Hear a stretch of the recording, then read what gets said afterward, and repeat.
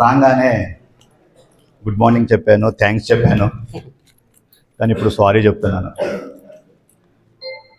విషయం ఏంటి, సారీ ఏంటంటే మేము కేవలం అరగంటే అడిగాం, సెకండ్ ఆలోచించకుండా గౌరవనీయులు ప్రిన్సిపల్ గారు అవకాశం ఇచ్చారు. వెంటనే స్టాఫ్ కూడా సహకరించినట్టుగా తెలుస్తుంది. Thank you so much. దానికి మీ విలువైన సమయాన్ని మేము వాడుకున్నందుకు సారీ చెప్తున్నాను. ఇంకొక 5 నిమిషాలు ఇస్తారా, పర్మిషన్ ఇస్తారా?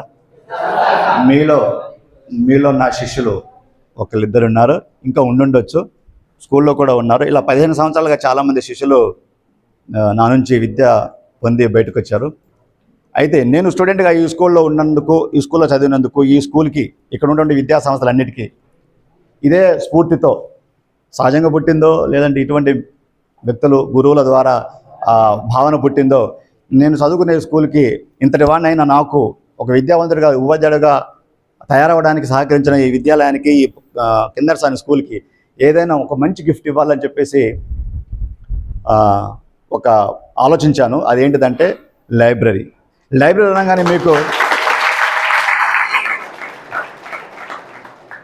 ఈ లైబ్రరీ నాతో మీతో కాకుండా రాబో రోజుల్లో వేల సంవత్సరాలు స్థిరంగా ఉండేలాగా, దాన్ని వాడుకునే కొద్దీ అది ఇంకా ఒక అమీబా లాగా పెరిగేలాగా ఆలోచించాను.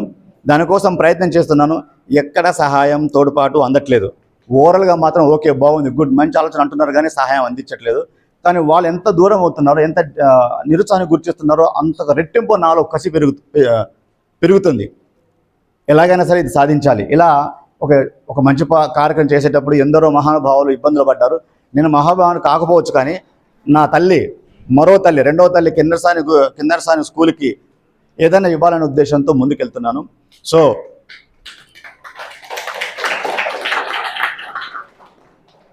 ఇందులో భాగంగా మీరు మీ సహాయ సహకారాల సూచనలు ఏమైనా ఉంటే, నా నంబరు ఐడియా ఉందా? ఓకే, ఇంకా చాలా చెప్పాలి, మీ విలువైన సమయం వృధా చేయను. ఏదన్నా ఉంటే నేను ప్రిన్సిపల్ గారి ద్వారా అప్రోచ్ ఆల్రెడీ ఒక విషయం చెప్పాను, నేను ఎలా ఎస్టాబ్లిష్ చేయాలో ప్లాన్తో ఉన్నాను.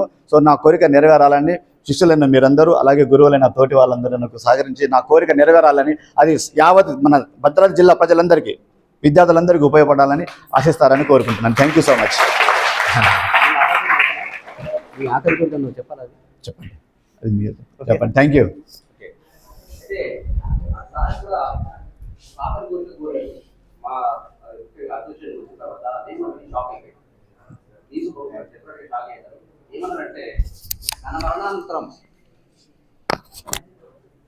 తన మరణానంతరం అవయవాలు, శరీరం అయితే ఏ విధంగా ఎట్లన్నా సరే మెడికల్ కాలేజ్కి ఇస్తా అని చెప్పేసి అన్నారు.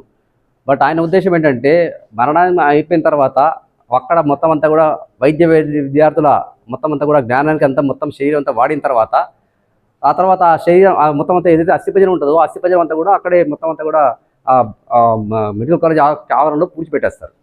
అయితే సార్ కోరిక ఏంటంటే, తన అస్థిపంజరాన్ని తను చదువుతున్న కాలేజీలో స్కెలిటన్ లాగా అక్కడ ఉంచాలని చెప్పేసి. ఎస్, ఇది మామూలు విషయం కాదు. నేను షాక్ అయిపోయాను, నేను ఫస్ట్ టైం ఇవన్నీ షాక్ అయిపోయాను నేను. ఓకే, సో అది ఆయన స్కూల్లో పెట్టాలనుకుంటున్నారు.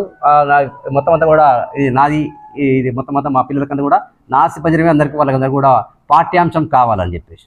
చాలా గ్రేట్ సార్. యాజ్ ఏ టీచర్గా చాలా మంది గవర్నమెంట్ జీవనంతో పిల్లలకి సేవ అందిస్తున్నాను. అది నాకు అందుతుంది. నేను స్కూల్లో చదువుతున్నప్పుడు ఇక్కడ ల్యాబ్లో ఒక స్కెలిటన్ ఉండేది, అస్థిపంజరం. అలా నేను బతుకున్నాలో నా వంతు సేవ పిల్లలకు అందుతుంది, నా చుట్టూ వాళ్ళకి అందుతుంది, బంధువులకు అందుతుంది.